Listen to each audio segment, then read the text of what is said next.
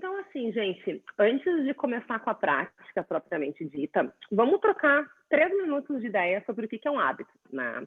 Eu sou, assim como acho que tem algumas pessoas aqui também, eu venho de um background de yoga, né? Eu acho muito interessante que a neurociência e o yoga estão ficando muito convergentes em algumas disciplinas, né?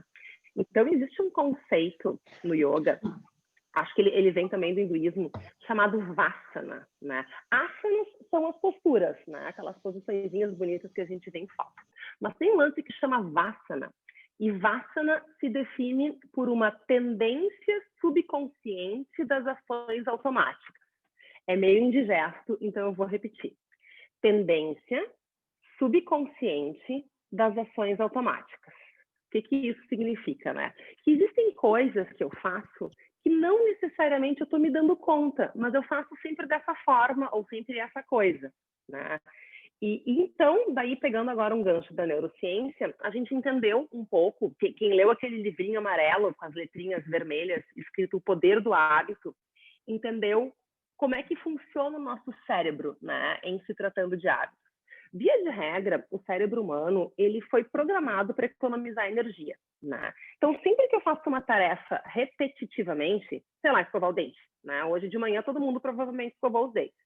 Eu tenho certeza que ninguém aqui pensou, eu vou começar pelo pré-molar esquerdo, fazendo uma ação, né, para cima e para baixo, depois eu vou alcançar os sisos e depois eu vou pegar os incisivos. Ninguém pensou, né? Todo mundo foi lá e escovou os dentes, né? E aí, enquanto estava escovando os dentes, sei lá, pensou na morte da bezerra, em quem ia votar, como é que ia ser o desjejum, o que ia tomar de café da manhã, e tá tudo certo, né? Isso é normal, é para ser assim.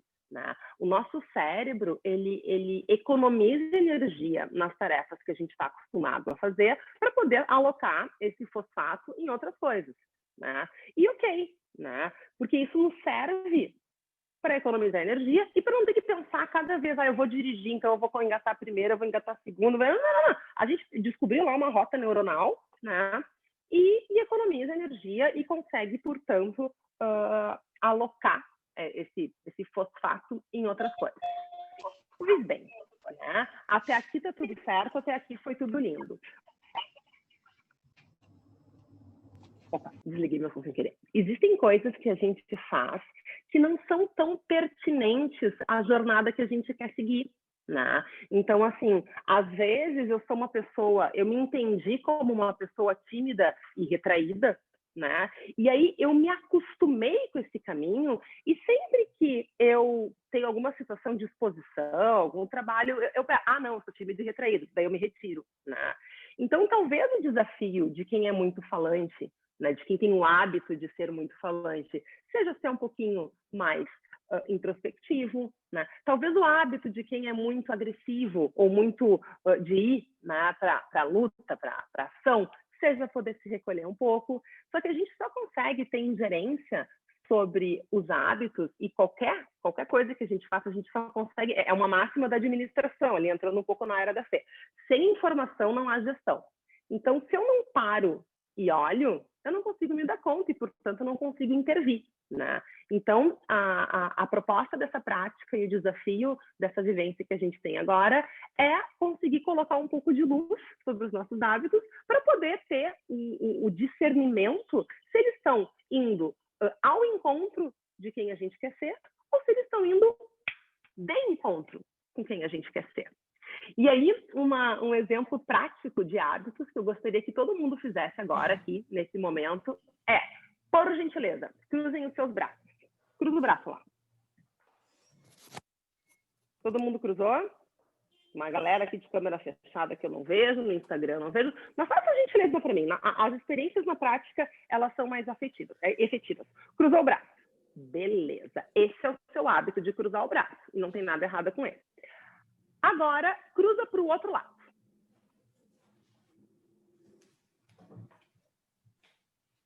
E aí?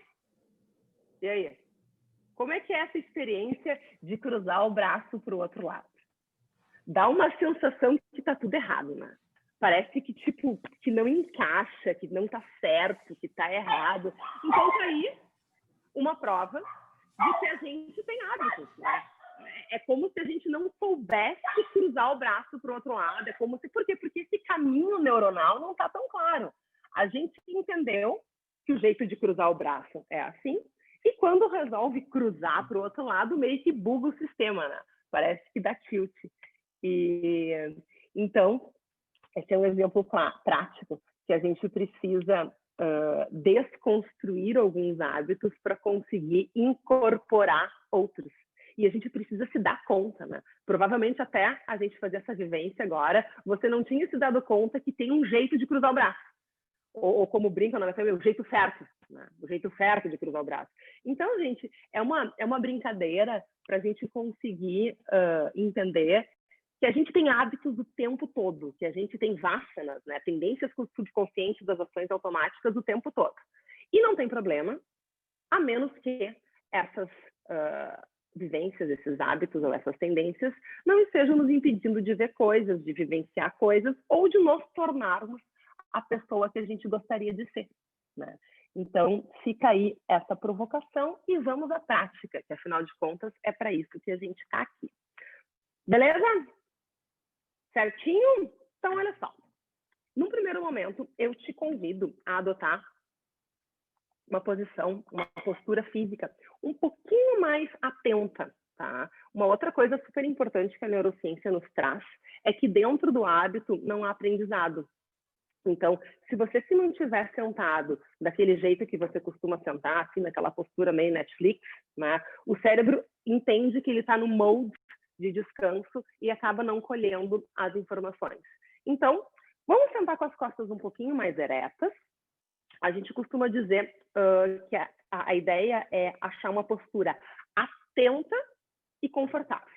E normalmente a gente consegue isso descolando um pouco as costas, deixando os ombros assim abertos, mas sem rigidez, posicionando as mãos em algum lugar que seja cômodo, né? Pois bem, se for confortável e se for possível para você, feche os seus olhos. E se você estiver num momento ou num lugar ou numa situação em que isso não seja possível, eu te convido apenas para rebaixar um pouquinho o olhar, de uma maneira que você se convide à introspecção, não fique tão para fora e consiga ficar um pouquinho mais para dentro. Então, ou feche os olhos ou rebaixe um pouquinho o seu olhar e adote uma postura corporal que seja confortável, atenta, firme, mas sem rigidez. Faça algumas respirações um pouquinho mais profundas. E num primeiro momento, vá tomando consciência do seu corpo. A partir do contato lá da sola dos pés, veja se é possível notar as sensações de peso, de pressão e de temperatura.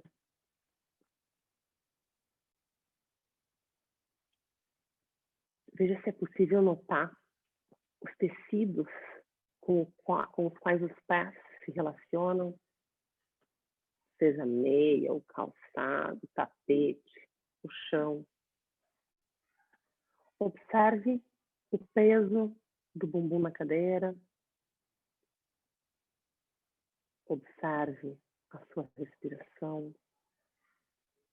Veja se é possível trazer uma postura de curiosidade, de abertura, e não de julgamento, não de interpretação, apenas notando, sem intervir e sem julgar. Percebendo e habitando o corpo.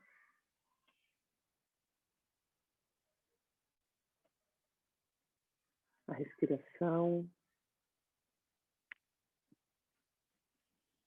E uma vez, tendo voltado a câmera um pouco mais para dentro e se conectando com o presente, ele propõe que de uma maneira sutil e suave, você lentamente inicie um movimento de rotação dos ombros. Você vai elevar os ombros, rodá-los um pouquinho para trás, um pouquinho para baixo e novamente para frente. vai elevar, rodá-los um pouquinho para trás, um pouquinho para baixo e novamente para frente.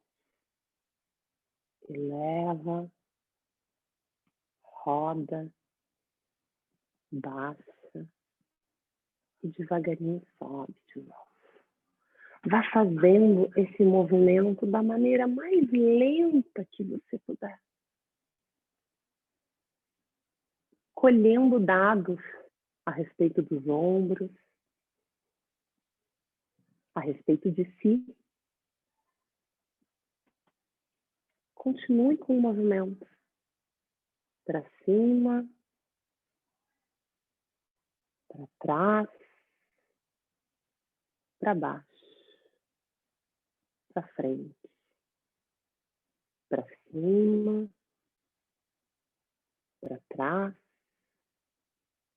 para baixo e para frente. Continue o movimento. Mas a partir de agora, veja se é possível bifurcar a sua atenção. Um pouquinho dela fica no movimento dos ombros e um pouquinho dela fica como numa câmera externa. Só que essa câmera capta as coisas que se passam da pele para dentro. Talvez você possa perceber um pensamento de, para que eu estou fazendo isso? Talvez você note uma sensação de pressa. Ou não. Talvez você esteja curtindo no flow e não tem certo e não tem errado. É apenas você, o seu corpo, os seus pensamentos e aquilo que você percebe que está acontecendo nesse momento. Talvez você note alguma dor. Talvez você tenha vontade de parar. Talvez o pensamento divague lá para o café da manhã, para a eleição. Não tem problema. Traga-o de volta, com gentileza. Mas veja o que é possível descobrir de você nesse movimento. Os ombros vêm para cima, para trás, para baixo e para frente. Talvez você note rigidez. Talvez você perceba a mente querendo ir para outro lugar. Não tem certo e não tem errado. Apenas note o que acontece com você nessa proposta simples de movimentar os ombros para cima, para trás, para baixo e para frente.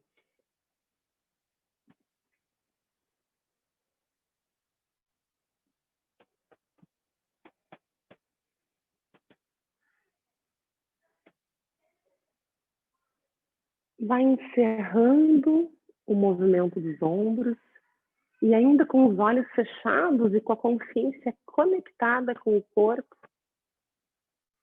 observe as sensações residuais da prática. Talvez você note tédio, alívio, agitação, aquietamento.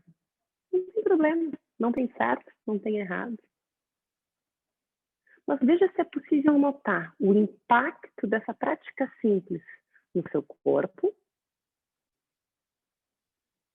nas suas emoções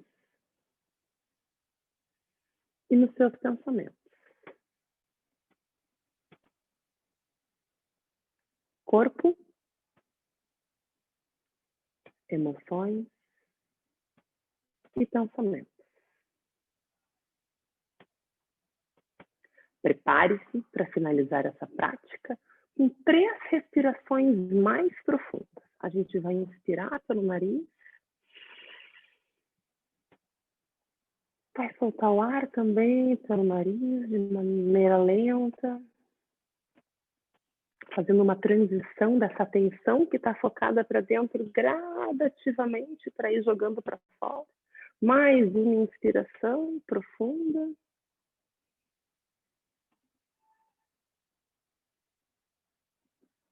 Soltando pelo nariz.